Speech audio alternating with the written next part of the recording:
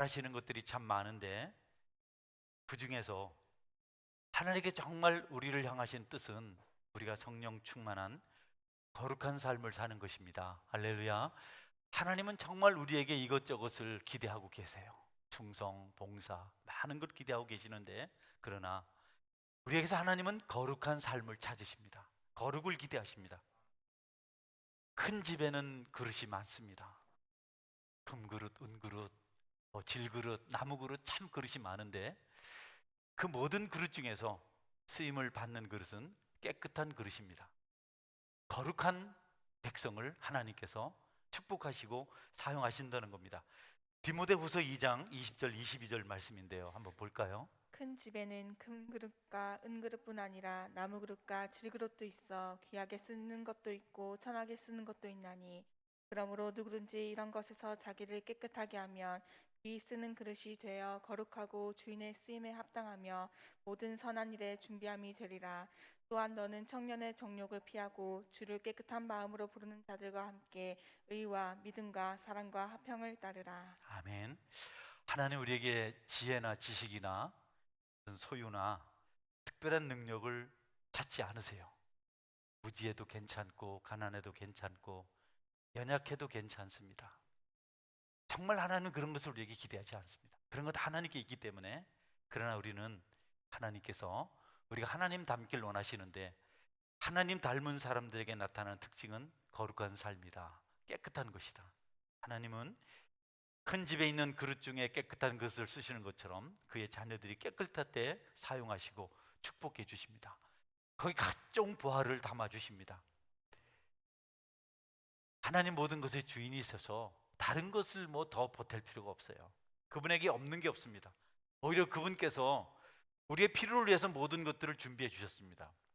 여러분, 우리가 뭐 이것저것 해서 잘했다, 뭐 돈을 벌었다, 출세를 했다, 뭐 이런 발명을 했다, 어떤 그런 말을 하는데, 여러분, 다 하나님 겁니다. 그것을 기초로 우리가 여러 가지를 누리며 살아가는 겁니다. 아주 비근한 예로 하나님께서 하늘, 뭐 공기를 주셨습니다. 하늘을 주셨고 땅, 우리가 밟고 사는 땅을 주셨어요. 그 다음에 불을 주시고 물을 주셨습니다. 하나님께서 우리에게 주신 것들, 우리가 여러분 어느 것 하나 필요하지 않은 게 없습니다. 태양 하나님께 주신 것이죠. 물이나 태양이나 공기나 땅이, 흙이 없으면 우리가 아무것도 못합니다. 하나님은 그것을 우리가 살아갈 수 있도록 소중한 터전으로 주셨습니다. 그래서 우리는 그것을 통해서 노동하고 열심히 살아서 경영해서 쓸 것들을 체험받습니다. 그게 없어지면 우리가 아무리 수고를 해도 얻을 게 없어요. 땅이 없는데 뭐 어떻게 합니까? 하늘, 공기가 없는데 어떻게 살겠어요? 태양이 없는데 무엇을 할 수 있겠습니까? 물이 없는데 뭘 하겠어요? 우리가 그걸 잘 모르죠. 태양이요, 여기서 조금만 더 가까워져도, 아주 조금만 더 가까워져도 이 지구는 뜨거워서 불에 붙어 타서 죽습니다. 조금만 멀어져도 추워서 안 됩니다. 어떻게 수천 년을 동일하게 똑같은 궤도로 단 0.001%도 빗나가지 않게, 왜냐하면 여러분, 하나님 형상을 따라 지음을 받은 저와 여러분을 위해서 그렇게 하시는 줄 믿으시기 바랍니다. 할렐루야. 그러면 어떻게 공기가 구성이 질소가 68%고 산소가 21%고 기타가 1%입니다. 1% 중에 0.03%가 이산화탄소라 그래요. 질소는 불활성입니다. 불 태우지 않아요. 불을 못하게 만들어요. 불이 붙지 못하게 만듭니다. 산소가 불 붙게 만듭니다. 만약에 산소가 68%가 되었으면 세상은 폭발합니다. 화재가 나면 끄질 못합니다. 어떻게 하나님께서 만들어 주셨는지, 공기 속에 그 산소가 여러분 있어요. 우리가 그 산소를 필요로 하는데 너무 신비합니다. 어떻게 질소, 산소, 기타가 섞여 있는데 우리가 산소만 받아들이고 나머지는 배출하는지. 할렐루야. 너무 신비해요. 우리가 뭐 하는 것도 없는데 그렇게 태어나서 어떤 과학으로도 할 수 없는 그런 신비한 비밀이 우리 인체에 있단 말이죠. 하나님께 그렇게 하셨습니다. 우리는 열심히 살아서 땅을 경작하고 하늘을 또 날고 뭐 물속을 가고 이렇게 해서 불을 사용하고 물을 사용하고 해서 우리 쓸 것들을 체험받는데, 여러분, 수고하고 노력한 노동의 대가이긴 하지만 하나님이 그 근본에 있으십니다. 아멘. 하나님이 없으면 우리가 뭐 해봐야 무슨 소용이 있겠어요. 그렇기 때문에 우리가 사는 동안 어떤 것을 누리게 될 때 하나님께 감사하시길 바랍니다. 열심히 사셔서 부자가 됐으면 하나님께 주셨습니다. 여러분, 열심히 공부해서 지위가 높아지고 출세했으면 하나님이 하신 겁니다. 우리는 하나님 주신 것들을 가지고 열심히 사는 일에만 집중합니다. 새벽부터 돈을 모으고 뭐 출세를 하고 이런 일에 굉장히 에너지를 많이 쏟습니다. 그런데 여러분, 그래서는 안 되고 우리가 수고할 때 솟아낼물을 얻을 수 있도록 모든 환경을 만들어 주시고 기회를 주신 하나님께 감사하시는 시간 가지시기를 주의 이름으로 축원합니다.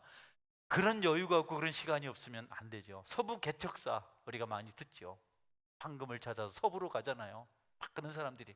근데 그들을 크게 둘로 나눌 수가 있었어요. 예수님 믿는 사람과 믿지 않는 사람.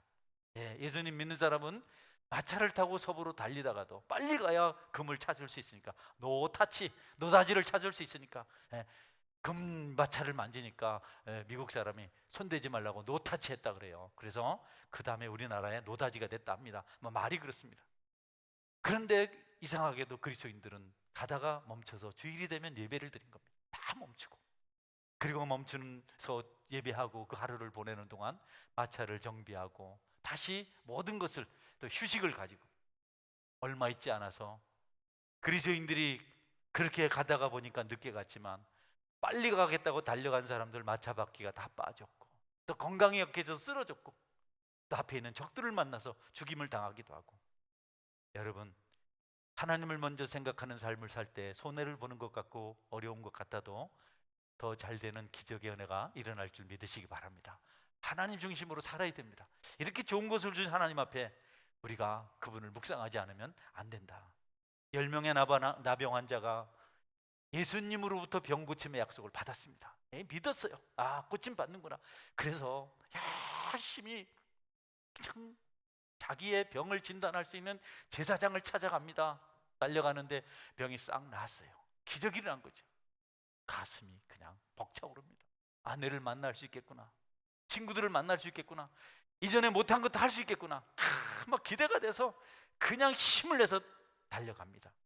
그런데 그 중에 한 사람이, 내가 이러면 안 되지, 불치병, 저주받은 병, 고침받을 수 없는 병을 고쳐준 분이 우리 계신데 내가 그분에 가서 감사해야지.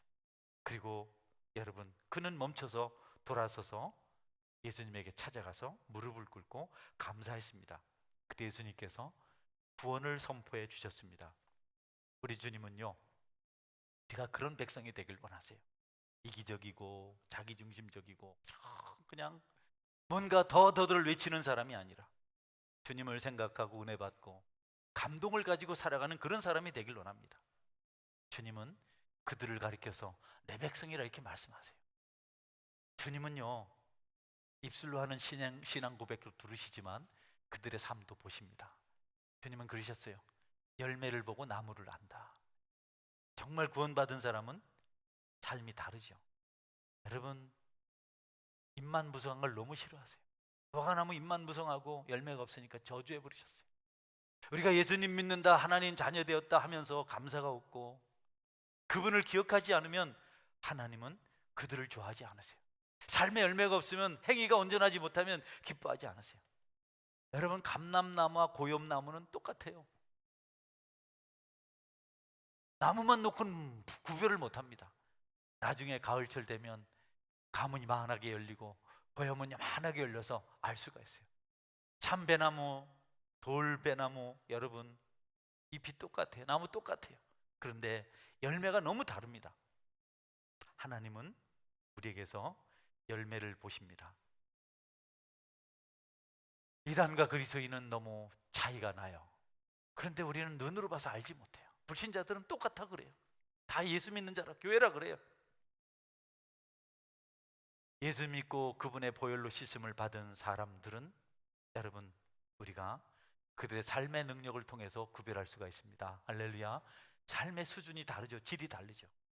그리스도인들에게는 정직과 진실, 청결한 삶이 있다. 그것이 그리스도인의 참 표지다. 저는 오늘 거룩하라 이런 제목으로 가지고 말씀을 드리는데요, 오늘 본문이 참 우리가 읽기에 좀 쉽지가 않습니다. 또 말씀으로 묵상하기에 좀 부담이 되는 부분이 많습니다. 그래도 점차 타락하는 세상에 이 말씀이 필요하고, 또 올 한 해 동안 오늘 예배가 우리를 거룩하게 만든다면 한번 묵상해 볼 필요가 있는 말씀입니다. 모든 것이 좋아졌지만 죄는 더 많아졌습니다. 마약, 매춘, 탈선, 방종, 거짓, 술수, 인신매매, 그 외에 엄청나게 많은 죄들이 있습니다. 이전에 이런 죄를 보면 사람들은 그랬습니다. 제가 어릴 때 가난하고 무지해서 알지 못해서 죄를 많이 짓는다. 못 배우니 할 수 없지. 이제 나 잘 살게 되면 돈이 많아지고 공부를 많이 하면 훌륭해질 거야. 이렇게 생각을 했습니다. 1981년도에 우리나라 개인 소득 GNP가 1870원인가 그랬어요. 1070원이야. 70불, 1870불. 뭐 얼마 안 되는 돈입니다. 200만 원 좀 넘는 돈입니다. 지금 20년이 지난, 지금 약 그 세월 동안, 지금 2021년 지금은 36,000불이 넘습니다. 20배가 성장했어요. 여러분, 1980년대보다 20배 행복하십니까? 그때보다 경제가 이렇게 성장하고 군사, 교육 여러 부분에서 선진국이잖아요. 여러분, 탑10에 들어있어요. 그런데 그때보다 행복해 보이지 않습니다. 그때보다 사람들이 도덕적으로 윤리적으로 성숙해진 것 같지 않아요. 더 개인주의, 갈등이 증폭되고 있습니다. 물질이 많아지고 이것저것 환경이 좋아지면, 많이 배우고 하면 행복할 줄 알았는데 그렇지 않았어요. 행복은 그런 데 있지 않았고 하나님과의 관계 속에 있었습니다. 여러분, 광화문 그 넓은 거리에 여장한 남성이, 여성 모습을 하고 있는 남성이들이 거의 나체로 행진을 해요. 또 남장을 한 여성들이 또 같은 모습을 하고 행진을 합니다. 너무 희한한 모습을 합니다. 그 행진을 왜 하냐고 우리 CTS 방송국에서 이렇게 잠입을 했다 그래요. 그채 막 그냥 트레전더 흉내를 내가면서 허허 이래 가면서 가서 숨어서 보니까 걔들이 그렇게 행진하면서 거기서 파트너를 찾는다 그래요. 미팅을 하는 겁니다. 그래서 이태원에서 홀을 빌려놓고 일주일 동안 하나님이 벌할 수밖에 없는 악한 짓을 다 한다 그래요. 차마 말로 표현할 수 없는 너무너무 고약한 일을 한다 그럽니다. 네, 세상이 그렇게 바뀌었어요. 풍요가 그렇게 만들어집니다. 해외 유입 마약 사범이 1년에 1만 건이나 여러분 적발된다고 합니다. 적발 안 된 것도 많겠죠. 잘 사는 나라가 되었지만, 모든 환경이 좋았지만 긍정적인 측면보다 영적으로 부정적인 측면이 더 많다. 이 세상은 풍요 속에서 죽어가고 있습니다. 육체의 수명은 연장되었지만 영적 생명은 조금씩 사라지고 있습니다. 심각하죠. 빈익빈 부익과 부익부의 그 고리가 너무 단단합니다. 이런 시기에 하나님 우리에게 다른 걸 요구하지 않고 거룩하라, 영적으로 성숙하라, 너희들의 삶이 정결해야 된다, 이렇게 말씀하셨습니다. 우리 세상 역사를 보면 강력한 나라들이 멸망했는데요, 군대 문제가 아니었습니다. 자체 문제였습니다. 자체 내부가 썩었는데요, 그 배경에 윤리적, 도덕적 부재 현상이 있었습니다. 모랄 해저드, 도덕적 타락이 있었습니다.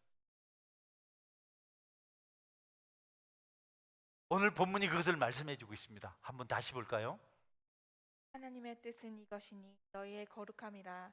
곧 음란을 버리고 각각 거룩함과 존귀함으로 자기의 아내 대할 줄을 알고 하나님을 모르는 이방인과 같이 세욕을 따르지 말고 일의 분수를 넘어서 형제를 해하지 말라. 이는 우리가 너희에게 미리 말하고 증언한 것과 같이 이 모든 일에 주께서 신원하여 주십니다. 아멘. 네. 이방인처럼 살지 말라는 겁니다. 이방인들은 하나님을 모르기 때문에 온갖 죄악을 다 저지른답니다. 음란과 세욕을 따르지 말아라. 아내를 귀하게 여겨라. 거룩은요, 헌신, 성결, 성화, 정화, 신성화 이런 뜻을 가지고 있습니다. 도덕적으로 순수하게 되는 것을 영적으로 거룩이라고 말하는 겁니다. 성결하게 되는 것을 말합니다. 데살로니가 교회가 이방인들 때문에, 헬라인들 때문에 그 지역에 그런 타락한 문화가 있었기 때문에 그 문화에 점점점 잠식되기 시작했어요. 교회 안에 세상에 아는 모든 악한 일이 다 들어왔습니다. 근데 그것을 여가시고 걸러낼 어떤 방법도 없어요. 그 시대에 그 지역의 대부분의 남자들이 가정을 두고 결혼의 순결을 더럽혔다고 합니다. 그걸 당연하게 생각했다 그래요. 우리 조선시대나 제가 어릴 때 우리 아버지들이 그랬어요. 뭐 둘째 부인 데려다가 사는 것을 그냥 뭐 자랑처럼 생각했습니다.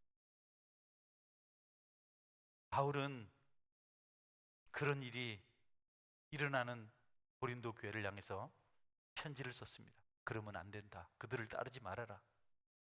나쁜 버릇 안 된다. 너희들이 개종하고 하나님께로 돌아왔으면 삶이 거룩해야 된다. 그 편지가 그들 중 많은 사람에게 고통을 주고 상처를 줄 줄 알았지만 그래도 하나님의 축복을 받는 길이 그것이 유일했기 때문에 바울은 경책하는 서신을 보낸 겁니다. 쉽지 않아요. 이런 설교가 참 쉽지 않습니다. 그렇다고 또 우리가 이런 것들을 그냥 슬그머니 넘어갈 수도 없는 것이고, 새해를 시작하는 두 번째 주일인데요, 여러분 올 한 해 동안 거룩하셔서 하나님의 축복 받으시기를 축원합니다. 네, 성결의 복이 축복의 시작입니다. 마귀는요 아담과 하와를 에덴 동산에서 타락시켰는데요, 불순종하게 만들었는데요, 이제 두 번째 아담인 예수님의 몸 교회를 죄로, 여러분 악한 것으로 더럽히려고 작정을 했습니다. 교회에 악이 들어오기 시작했습니다. 말하기 싫지만, 인정하기 싫지만 그게 우리의 실체입니다. 누구를 할 것도 없습니다. 어느새 그렇게 우리가 죄의 오리엔테이션이 돼버렸습니다. 하나님은 성도의 몸을 성령의 전이다, 하나님이 계시는 집이다, 이렇게 말씀하셨습니다. 마귀는 이 집을 더럽히려고, 하나님을 더럽히려고 음행죄를 통해서 여러분 여러 가지 악한 일을 합니다. 여러분 음행죄는요 몸과 영혼을 모두 더럽힌다고 성경은 말씀합니다. 고린도전서 6장 18절입니다. 음행을 피하라. 사람이 범하는 죄마다 몸 밖에 있거니와 음행하는 자는 자기 몸에 죄를 범하느니라. 너희 몸은 너희가 하나님께로부터 받은 바 너희 가운데 계신 성령의 전인 줄을 알지 못하느냐. 아멘. 너희는 너희 자신의 것이 아니라. 아멘. 여러분의 몸은 하나님의 성전입니다. 아멘. 여러분의 것이 아니에요. 하나님의 집이에요. 하나님 집을 깨끗하게 해야죠. 우리가 하나님의 집을 상징하는 교회를 깨끗하게 하는데, 교회도 깨끗하게 청소해야 되지만 더 중요한 것은 하나님이 내주하고 계시는 우리 몸을 깨끗하게 해야 된다. 몸이 더럽혀지면 영혼도 더럽혀집니다. 그 당시의 영지주의자들, 그노시스트들은 몸은 상관없다, 영혼만 깨끗하면 된다, 그래서 몸은 마음대로 살아도 된다 그랬어요. 근데 성경은 아닙니다. 육체의 행위가 영혼에 영향을 미칩니다. 이단 사상이 팽배한 시대에 바울은 그것을 정면으로 도전합니다. 아니다, 몸이 더럽혀지면 영혼도 더럽혀진다. 몸이 깨끗해야 된다. 여러분 몸이 더럽혀지면 영혼이 파괴된다는 거죠. 그리고 그 일 때문에 가정이 파괴되고 자녀들이, 아내와 남편이 고통받는 것을 바울은 잘 알았기 때문에 그 이단 사상의 정면으로 도전해서 틀렸다. 여러분 가정은 나라와 민족과 세상의 존재의 근간입니다. 뿌리입니다. 할렐루야.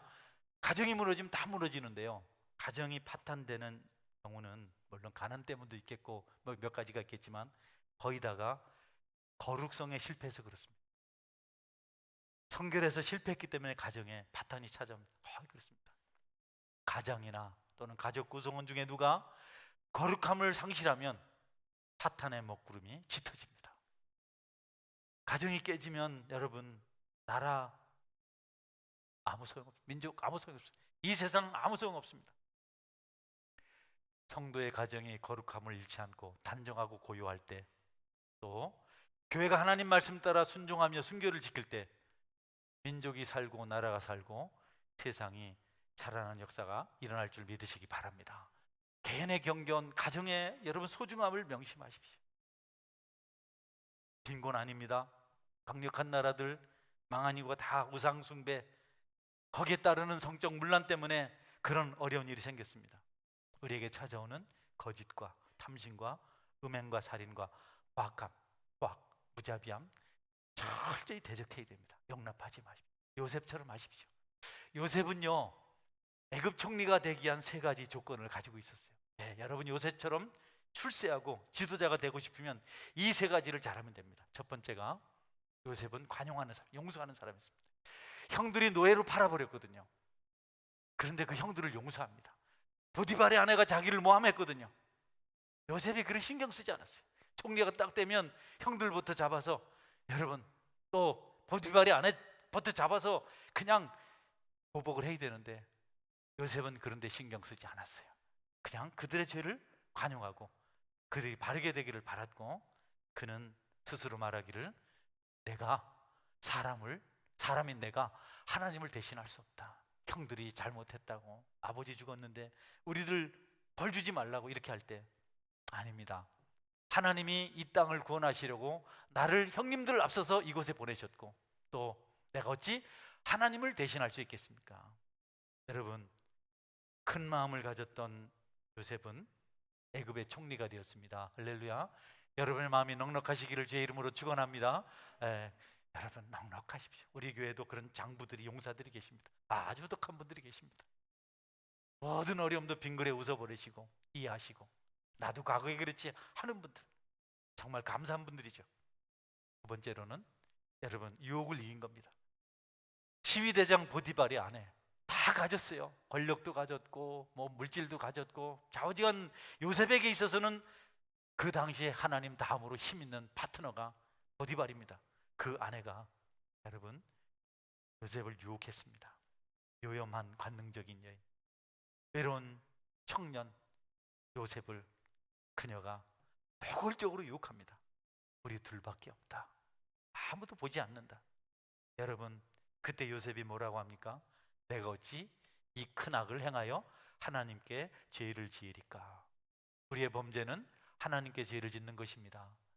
하나님 아니라고 하지만 그것이 그런 거죠. 신앙의 힘이 요셉을 지켜주었고, 그는 거룩한 삶을 통해서 꿈을 이루는 하나님의 일꾼이 되었습니다. 여러분, 유혹을 이겨내시길 바랍니다. 유혹을 이겨내셔야 됩니다. 오디세우스가 여정을 시작하죠. 모험의 여정을, 먼 길을 이제 배 타고 가는데요, 떠나면서 자기 아들 텔레마커스를 가르칠 선생을 구합니다. 그가 멘토입니다. 멘토. 그래서 우리가 멘토링 뭐 이런 말 하죠. 그 멘토가 이제 텔레마커스를 오디세우스가 없는 동안 키워요. 그런데 여러분, 어느 날 텔레마커스가 스승 멘토를 찾아서 묻습니다. 선생님, 유혹이 너무 강합니다. 유혹을 이길 방법을 알려주십시오. 선생님은 알고 계십니까? 젊은 텔레마카스가 그 유혹을 이기지 못해서 선생님을 찾아와서 물었을 때 멘토가 대답합니다. Run away. 도망쳐라. 달려라. 거기서 떠나라. 여러분, 요셉이 그랬잖아요. 옷을 벗어던지고 떠났습니다. 여러분들도 떠나시기를 주의 이름으로 축원합니다. 우리가 오늘 시편 1편 교동문 읽었는데, 여러분, 복 있는 자는 악인들의 꾀를 따르지 아니하고 죄인들의 길에 서지 아니하고 오만한 자들의 자리에 앉지 아니하고. 여러분, 따르지 않길 바랍니다. 요셉처럼 도마시키길 바랍니다. 그런 요셉을 하나님께서 애굽의 총리로 세우셨습니다. 세 번째 조건이 기다림입니다. 인내입니다. 감옥에 갇혔어요. 술 맡은 관원장의 꿈을 잘 해몽해 주었습니다. 그 관원장이 너무 기분이 좋아서 내가 내 꿈대로 이 감옥에서 나가게 되면 내가 너를 기억해서 바로왕에게 추천하겠다. 내가 내 억울함을 풀어주겠다. 그러나 여러분, 그가 감옥에 나가자마자 요셉을 잃어버렸어요. 요셉은요, 일종의 배반을 당했지만 서운해하지 않았습니다. 불평하지 않았습니다. 그 감옥의 죄수로서 열심히 자기 일을 다했습니다. 그래서 감옥에서 인정받는 죄수가 되어서 그는 감옥의 재반 사무를 다 감당했습니다. 기쁨으로. 인내하는 것, 기다리는 건요, 무료하고 슬프고 괴로운 것이 아니고 자기를 최선으로 다하는 그런 기다림이 돼야 축복이 될 수 있습니다. 할렐루야. 억울해요, 힘들어요, 못 살겠어요, 나는 오늘로 끝입니다, 뭐 이러면서 사는 사람은 여러분 쓰임을 받지 못합니다. 힘들고 어렵고 뭔가 좀 안 되지만 그래도 감사하면서 자신의 최선을 다할 때 그렇게 기다리는 사람을 하나님께서는 세워주신다. 새해에 여러분 원망불평으로 세월을 보내지 마시고 감사하고 기쁨으로 주어진 일에 최선을 다하며 살아서 여러분이 쓰임받는 신실한 하나님의 종이 되시기를 축원합니다. 우리에게 찾아온 예수님의 구원은 여러분 간단하게 된 것이 아닙니다. 우리가 너무 쉽게 구원을 받으니까 이 구원의 은혜를 잘 모르는 것 같아요. 이게 얼마나 귀중한 것인지 쉽게 바꿔버려요. 죄와 바꿔버리고 기분과 바꿔버리고 구원의 감격이 없으니까 삶의 질이 떨어지는 겁니다. 베드로는 이 구원의 은혜를 가볍게 여기지 말라고 그렇게 말씀합니다. 베드로전서 1장 18절 이하인데 읽어주시겠어요? 너희가 알거니와 너희 조상이 물려준 헛된 행실에서 대속함을 받은 것은 은이나 금같이 없어질 것으로 된 것이 아니요 오직 흠없고 점없는 어린 양 같은 그리스도의 보배로운 피로 된 것이라. 너희가 거듭난 것은 썩어질 씨로 된 것이 아니요 썩어지지 아니할 씨로 된 것이니 살아있고 항상 있는 하나님의 말씀으로 되었느니라. 아멘. 여러분, 우리의 구원은 예수님의 죽으심으로 이루어진 것입니다. 아멘. 쉽게 된 것이 아니에요. 그분의 피로 씻음을 받았어요. 그 은혜를 생각하면서 감사할 수 있어야 됩니다. 내가 무엇이 간데 나 같은 죄인을 위해서 주께서 죽으셨는가, 이런 고백이, 이런 감동이 우리 속에 있어야 우리의 신앙이 윤탁해지고 우리는 어떤 단단한 식물도 먹을 수 있는 자가 됩니다. 우리가 그렇게 구원받았는데 우리가 너무 값싸게 구원을 취급하고 음란과 부정한 것들로 여러분 더럽히는 겁니다. 그러니 여러분 그런 것들을 멀리하고 거룩함을 파괴하는 것들을 대적해내시기를 바랍니다. 성도는 말씀의 진리를 탐구하고 경건을 연습할 때 거룩한 삶을 살아갈 수 있는 능력을 가질 수가 있습니다. 말씀이 있어야 됩니다.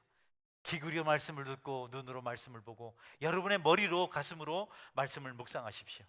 악한 것을 이겨내고 축복의 자리에, 그 정상에 반드시 이르게 될 것입니다.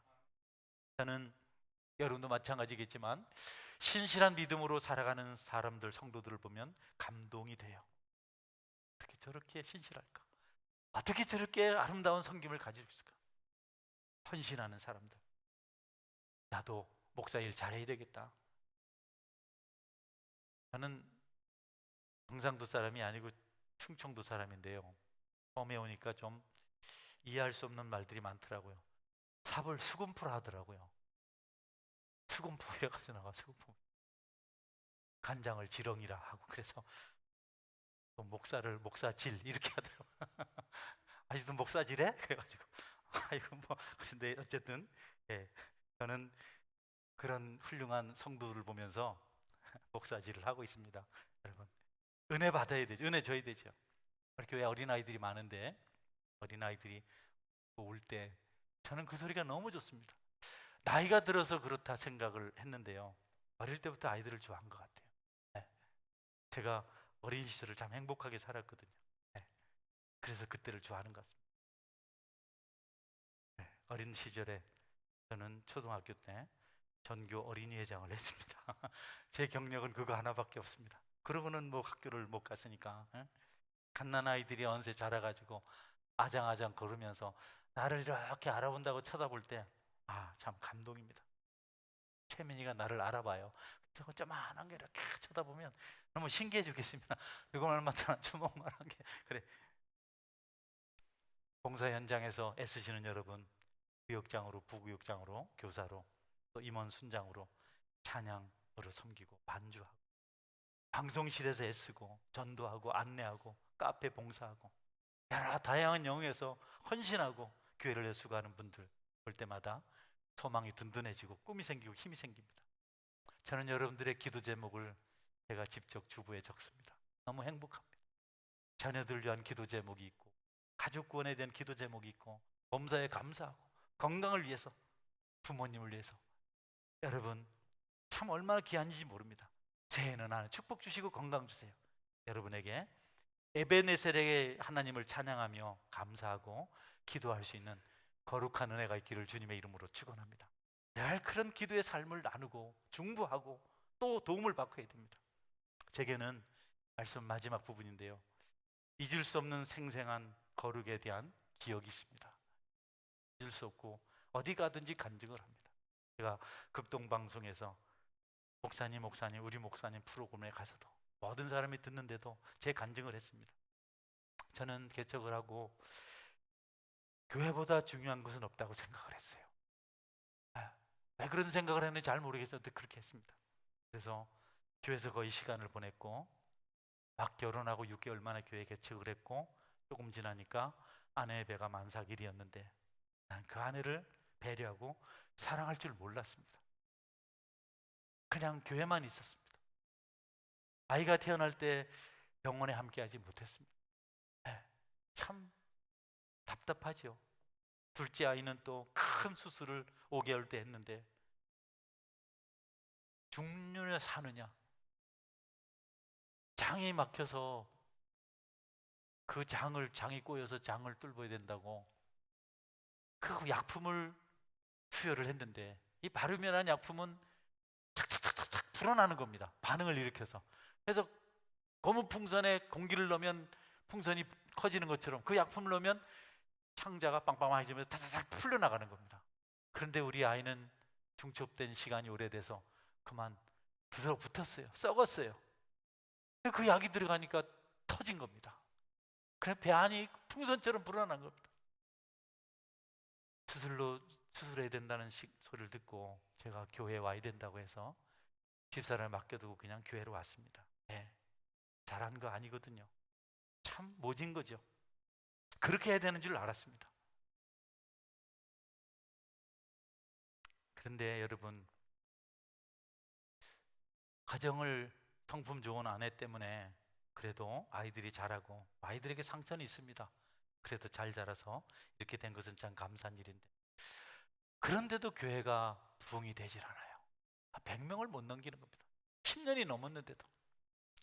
금식을 참 많이 했습니다. 전도 열심히 했습니다. 저는 여기 방구동 이 지역 저쪽 새치까지, 운동장 주변까지, 그때는 아파트 들어서기 전이죠. 제가 한 집에 4번 이상 안 간 집이 없습니다. 할렐루야. 아멘 좀 해보세요. 할렐루야. 난 늘 갔습니다. 새정밀로는 몇 번씩 가면서 가고 훈련 열심히 시켰습니다. 그런데 교회가 부흥되질 않아요. 한 70명 또 나가고, 우리 장로님 산증인이신데, 저는 과거에 1년에 2차례 40일 기도를 교회에서 했습니다. 고난주간 때 한 번, 추수감사절 때 한 번. 그런데 그 해에 40일 기도를 하면서 늘 금식을 하며 했지만 어떤 특별한 금식을 했습니다. 매일 하루씩 금식하고 금요일 날은 3끼를 다 금식하자. 한 주에 9끼씩 금식하면서 기도했습니다. 기도 내용이, 하나님 나는 왜 이렇습니까? 내가 어디 제대로 어디를 가기를 했습니까? 그냥 교회 하나만 보고 지내는데 왜 성교회는 성장을 안 합니까? 그런 기도를 하면서 이렇게 보내는데, 한 2주쯤 지났을 때 하나님께서 저에게 참 마음에 너무 중요한 말씀을 해주셨어요. 나는 너한테 내 열심이나 내 어떤 것을 기대한 적 없었다. 나는 네가 교회에서 쪼그리고 자라고 한 적이 없었고, 그렇게 내 열심으로 가족들 그렇게 하는 적 없었고, 나는 너한테 꼭 한 가지를 기대하고 있다. 너무 정확하게 알게 해주셨습니다. 나는 너한테 기대하는 것이 성결이다, 거룩한 삶이다. 네, 저는 그 말씀 듣고 많이 울었습니다. 그날부터 죄들이 생각나는데요, 이거는 사람이 아니고 짐승이었습니다. 아닌 줄 알았는데 아내나 자녀들에게 또는 개인적으로 여러 가지 말 못할 아픔들을 가지고 울며 울며 기도했는데요. 자, 여러분, 회개하면 뭐가 달라져야 되는데 회개하니까 어려움이 찾아왔어요. 성도들 이탈이 시작됐습니다. 정말 죽겠더라고요. 목회자는 가족들이 함께 교회를 다니고 집안에서 같은 이렇게 모습으로 교회를 섬기기 때문에 목사의 충격이 그대로 가족들에게 다 그대로 갑니다. 전혀 뭐 여과 없이 갑니다. 아이들도 아내도. 우리 아내는 40일 기도회를 걱정해. 40이라면 또 그런 어려움이 찾아올까. 저는 압니다. 은혜 받았지만 회개했지만 연단 받아야 될 부분이 있기 때문에 고난의 시간을 보내게 한 것을 압니다. 성도 여러분, 하나님은 그때 그런 것을 깨닫게 하시고 회개케 하신 후에 교회를 건축하게 하시고 꿈에도 그리던 100명이 넘고 200명이 넘고 어느 때는 이곳에 앉을 자리가 없어서 복도를 가득 채우는 그런 일도 있었습니다. 그러니 여러분이 거룩을 우선으로 하는 삶을 살아가시기를 주의 이름으로 축원합니다. 첫째도 거룩, 둘째도 거룩입니다. 영적으로, 도덕적으로, 윤리적으로, 성적으로 여러분 더럽혀지면 하나님은 축복할 수가 없습니다. 하나님은 우리에게 속지 않으세요. 저는 지금도 거룩을 위해서 기도합니다. 그것이 전제가 되면 변화가 있다는 것을 확신합니다. 서원교회에 제2의 부흥이 준비되고 있다는 사실을 예감하고 있습니다. 할렐루야. 저는 확신하고 있어요. 우리가 거룩하기만 하다면, 하나님께 거룩을 위해서 기도하고 그분 말씀 따라 살기만 한다면, 하나님은 그게 없으면 우리가 아무리 좋은 것으로 안 됩니다. 여러분, 하나님 우리의 선행에 감동받지 않으세요. 우리의 물질의 재물에 감동받지 않으세요. 우리의 어떤 열심에 그분은 감동받지 않습니다. 거룩함이 없으면 글을 쓰지 않습니다. 그 그릇을 받지 않습니다. 그래서 이사야 선지자는 이렇게 말씀합니다. 1장 13절 18절인데요. 헛된 재물을 다시 가져오지 말라. 분향은 내가 가증히 여기는 바요 월삭과 안식일과 대회로 모이는 것도 그러하니 성애가 아울러 악을 행하는 것을 내가 견디지 못하겠노라. 내 마음이 너희의 월삭과 정한 절기를 싫어하나니 그것이 내게 무거운 짐이라. 내가 지게 곤비하였느니라. 너희가 손을 펼 때에 내가 내 눈을 너희에게서 가리고 너희가 많이 기도할지라도 내가 듣지 아니하리니 이는 너희의 손이 피가 가득함이라. 너희는 스스로 씻으며 스스로 깨끗하게 하여 내 목전에서 너희 악한 행실을 버리고 악행을 그치고 선행을 보며 정의를 구하며 학대받는 자를 도와주며 고아를 위하여 신원하며 가부를 위하여 변호하라 하셨느니라. 여호와께서 말씀하시되 오라 우리가 서로 변론하자. 너희의 죄가 조금 같을지라도 눈과 같이 희어질 것이요 흰놈같이 붉을지라도 양털같이 희게 되리라. 아멘. 하나님은 재물 가져오는 거 싫다고. 가령 내가 짐승의 피를 마시겠느냐? 가령 내가 짐승의 고기를 먹겠느냐? 나는 그런 거 싫다. 그런 걸로 너희들의 죄를 해결해낼 수 없다. 나는 너희들 기도 듣지 않겠다. 왜냐하면 너희 손에 피가 가득했기 때문에, 죄가 가득했기 때문에 그렇다. 스스로 깨끗하게 하여 내 목전에서 너희 악한 행실을 버리며 악을 그치고 악행을 그치고 선을 배우고 정의를 구하며 학대받는 자를 도와주고 그 고아를 위하여 신원하며. 그 다음이에요. 이것저것 하는 것은 먼저 우리 손에, 우리 목전에 악을 없애는 것이 첫 번째다. 갈라디아서 6장 7절 8절입니다. 서로 속이지 말라. 하나님은 업신여김을 받지 아니하시나니 사람이 무엇으로 심든지 그대로 거두리라. 자기의 육체를 위하여 심는 자는 육체로부터 썩어질 것을 거두고 성령을 위하여 심는 자는 성령으로부터 영생을 거두리라. 아멘. 하나님께서 기뻐하시는 것이 거룩이라는 것을 또 요한계시록 21장 27절에도 말씀하십니다. 무엇인지 속된 것이나 가증한 일 또는 거짓말하는 자는 결코 그리로 들어가지 못하되 오직 어린 양의 생명책에 기록된 자들만 들어가리라. 아멘. 말씀을 맺습니다. 하나님은 우리에게 속지 않으신다. 하나님 정말 우리가 진실하고 거룩하길 원한다. 그래서 독생자를 이 땅에 보내셔서 십자가에 우리를 대신해서 우리 죄를 위해서 죽게 하셨습니다. 예수님도 아버지의 뜻을 따라서 피 흘리며 기도하시고 십자가를 짊어지셨습니다. 금이나 은으로 하나님의 축복을 얻을 수가 없습니다. 열심히 있는 종교 활동이 아니라 거룩함입니다. 그럼 우리가 어떻게 해야 될까요? 거룩하게 해서 돌을 닦을까요? 여러분, 안 돼요. 불가능합니다. 우리가 예수님을 믿고 십자가를 붙들면 그분께서 능력 주셔서 우리가 그와 같은 삶을 살게 되는 것입니다. 이 순서를 여러분이 알아야 돼요. 따라하세요. 은혜 받아야 능력이 있습니다. 우리가 이걸 거꾸로 해요. 뭘 해가지고 그러니까 우리 실패해요. 우리는 아닌 걸 압니다. 성도 여러분, 주님께 기도하고 주님을 의지하고 말씀의 은혜를 받아서 여러분이 능력을 얻어서 그분의 힘으로 이겨내시는 은혜의 사람이 되시기를 주님의 이름으로 축원합니다. 하나님은 우리가 애쓰는 것도 알고 괴로워하는 것도 알고 다 알지만 우리가 잘못된 걸 아세요. 거꾸로 하고 있다. 나를 부르라, 나를 찾으라, 오라. 우리가 서로 변론하자. 너희 죄가 진홍 같고 주홍 같아도 눈같이 양털같이 희어지게 되리라. 2022년 한 해 동안 성도 여러분이 은혜 받고 능력 있는 삶을 살아가시기를 주의 이름으로 축원합니다. 힘으로 하지 마세요. 은혜가 임하면 다른 모든 것도 형통케 됩니다. 저는 여러분들에게 이 축복 있기를 축원합니다. 아멘. 같이 기도하겠습니다. 하나님 은혜 주옵소서. 하나님 말씀의 은혜를 주옵소서. 내 힘으로 살지 못할 일, 애쓰고 몸부림치고 밥 굶고 모든 것 다 해봐도 안 되는 일 주께서 은혜 주시면 될 줄로 믿습니다. 2022년을 은혜 받아서 충만한 자로 살게 하소서. 같이 통성으로 한번 기도하겠습니다. 전능하신 하나님,